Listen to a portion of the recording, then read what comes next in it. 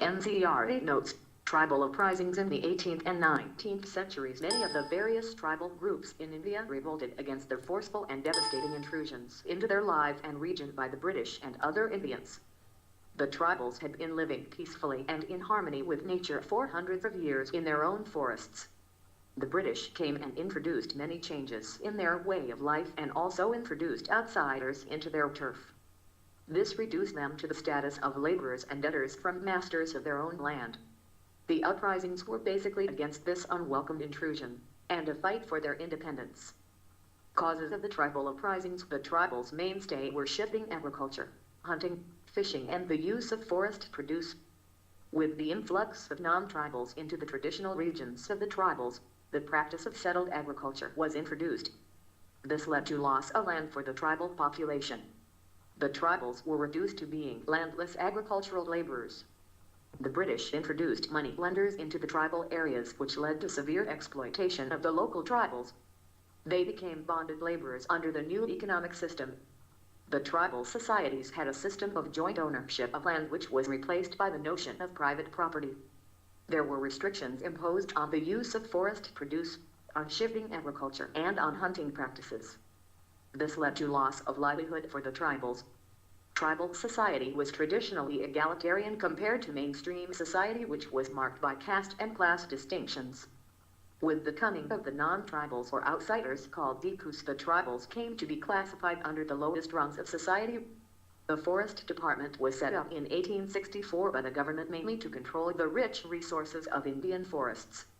The Government Forest Act of 1865 and the Indian Forest Act of 1878 established complete government monopoly over the forested land. The work of the Christian missionaries also led to social upheaval in tribal society, and this was also resented by them. Major tribal uprisings. Cole Rebellion 1832. The Coles were one of tribes inhabiting the Kurtanakpur area. They lived in complete autonomy under their traditional chiefs, but this changed when the British came. Along with the British came the money lenders and the merchants. The Coles then lost their lands to farmers from outside and also had to pay huge amounts of money in taxes. This led to many becoming bonded laborers. The British judicial policies also caused resentment among the Coles.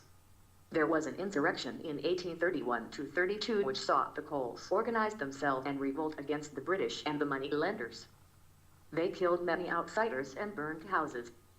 This armed resistance went on for 2 years, after which it was brutally suppressed by the British with their superior weaponry. The Cole Rebellion was so intense that troops had to be called in from Calcutta and Banaras to crush it.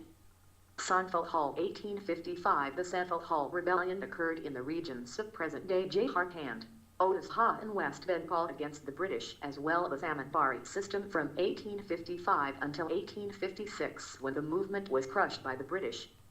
When the Samantbari system was introduced in the Bengal presidency, the British and the Samantdars claimed the traditional Sanfal land as their own.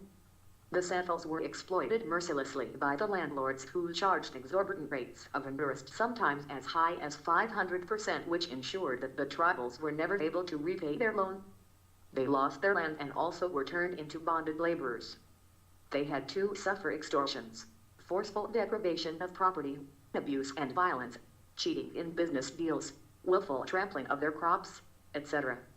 The government supported the landlords instead of helping the tribals whose grievances were genuine.